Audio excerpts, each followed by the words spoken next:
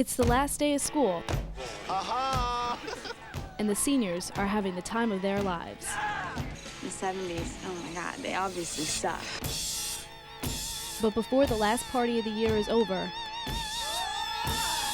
they will be challenged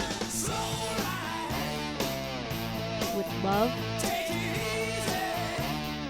friendships, You cool, man? Like how? Okay. and decisions. That'll be the biggest mistake of your life, Pink. No one quits senior year, pal. But most of all, they'll be dazed and confused.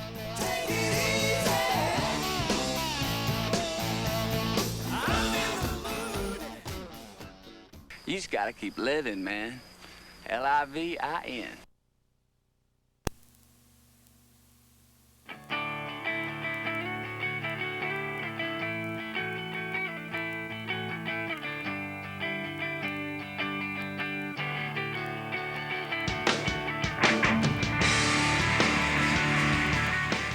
Partner stunting is done with the boy as the base and the girl as the flyer.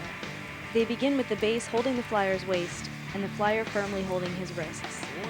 Then both partners dip and the base tosses the flyer up as she jumps and flicks her hands off of his wrists. The flick will add to the height of the toss, allowing the base to catch her feet.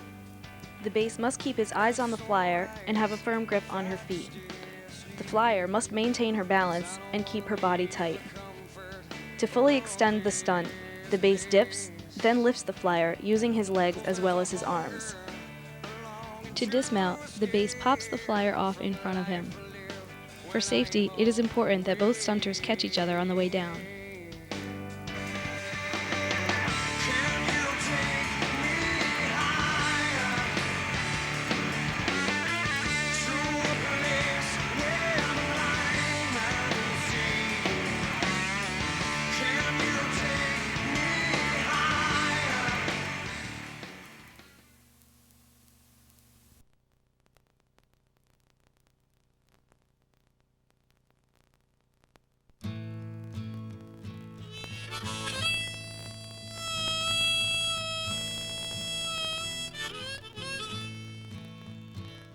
Binge drinking is arguably the most serious drug problem on college campuses. But despite laws, physical and psychological side effects, and long-term implications, the fact remains: college students love to drink. 3 Rider University students have been selected to speak candidly about their drinking behaviors, beginning with their first experiences with alcohol. Zach is a senior at Rider. First time I got drunk, I think it was when I first came to school here. All these crazy animals lived in this hallway, and there was about 8 rooms open. Everybody's drinking, doing shots, and I passed out. That's all the thing that happened. Gerald is a sophomore on the Rider wrestling team. The first time I ever got drunk was when I came here on my recruiting trip. And I spent the evening with my mentor and idol, John Candelaria, where I became highly intoxicated. Seth is a senior at Rider and a member of ZBT. First time I ever got drunk was freshman year in high school.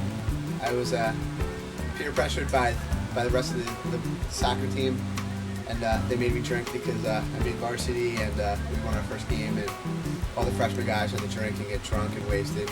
And we ended up leaving that night, puking all over ourselves, and the police escorted us home because the party got broken up. And when they came, though, we had to all jump out the window. It looked like the scene from Titanic. I just remember him yelling at me, "Jump, jump!" And I jumped out the window. Then I couldn't get back in, so I had Greg Kessler, another guy on the wrestling team who I ended up living with, boost me into the window, and I spent the night shivering on his couch. They had a nice little gift at 4 in the morning when the police went ding dong.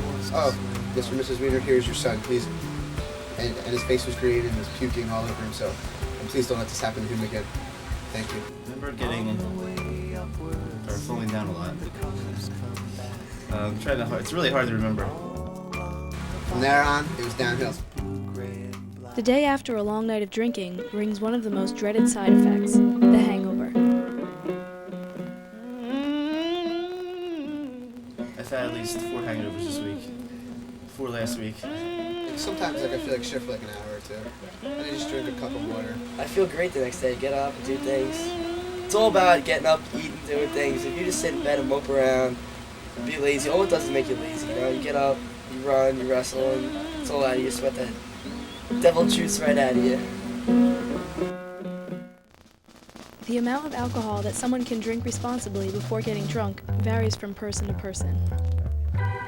I like 8 before I get pretty buzzed. It's going up since I've been gaining weight. I'll be honest, like, I don't have a great tolerance, but I can go to the end.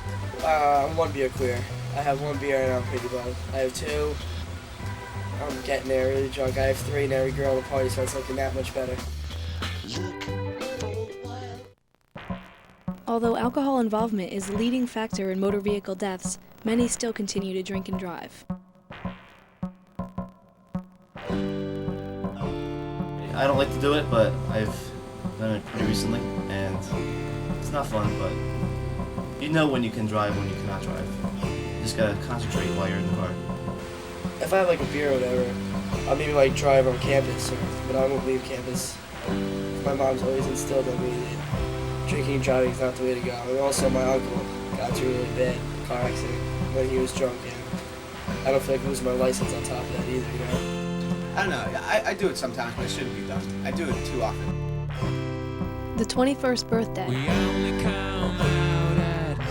For some, it is their most memorable experience, and for others, it can be quite the opposite. I went to Kathmandu and I did 21 shots of big shots, and I fell flat on my face. And it was the best night. I went to the bar.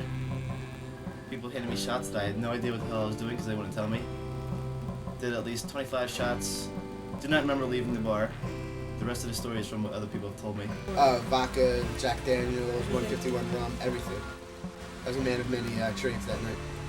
I was holding onto a garbage can like this. All of a sudden, I fell forwards into it, and I passed out inside of a garbage can out in their backyard. They finally took the garbage can out, and I was still laying unconscious. And like, why are all these fat girls playing beer pong? And I didn't like that. It was the worst ending to my birthday, but other than that, I had a great night. And that's what I've been told. It could have been a totally different story, but that was what I would think happened on my birthday. What about being the only sober person at the party? That's pretty awful. I don't like being sober around everybody that's drunk, because sometimes they tend to get annoying. You have a better time when you're drunk because you become more like social, you say stupid things, it's a good time, but I'm fine either way. The students also discussed what kind of psychological effects alcohol could have. Very interesting topic. Well, not me personally, but I've seen a lot of bad things happen with drinking. Obviously, everyone's getting into the fights. I get nasty, not like in a fight though. I get into fights with, like arguments with girls, because they're such a burden on your life, you know? Yeah, I get extremely goofy. I never get angry. I used to be angry drunk, but that's just because people aren't content with themselves. People aren't happy with themselves. Now I'm happy with myself, with who I am. I think I just get really crazy, like wild, when I'm drunk. Alcohol has its effects on people, whether it be good or bad. You know, sometimes you be good because you get some donkey. I get my suave on though when I'm drunk. Like I'm like, come here, baby, you know, this is how you are. You just don't care. Nah, I think it works both ways, but I think girls are more provocative, like to shut themselves off. They probably think you're an ass, but it doesn't matter. They like you. If they didn't like it, they wouldn't stay there and hook up with you and talk to you, you know? Because you're like more outspoken when you're drunk.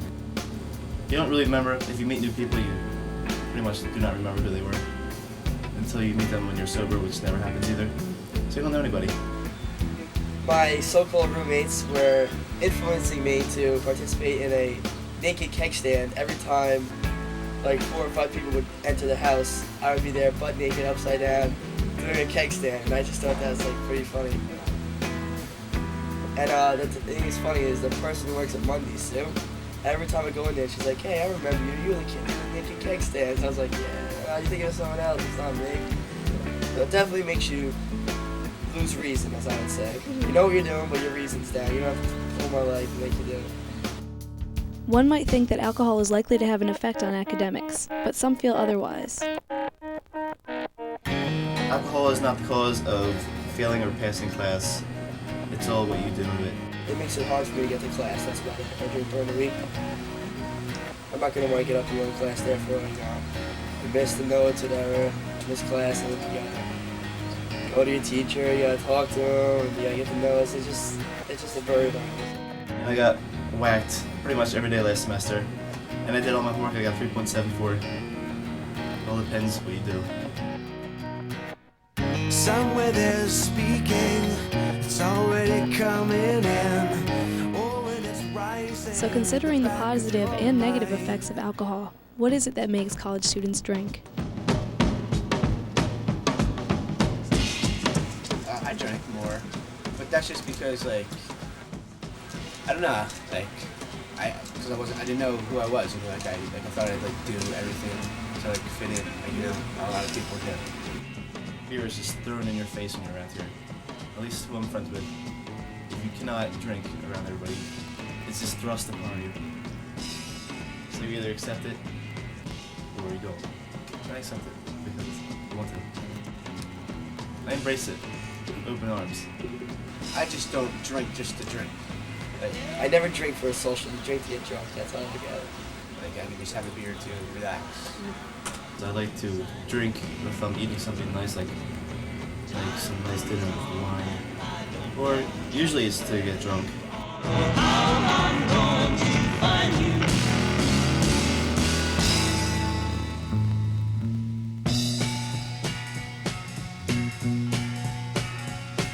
You can do whatever you please. You can do anything you want. Alcohol is not a problem. The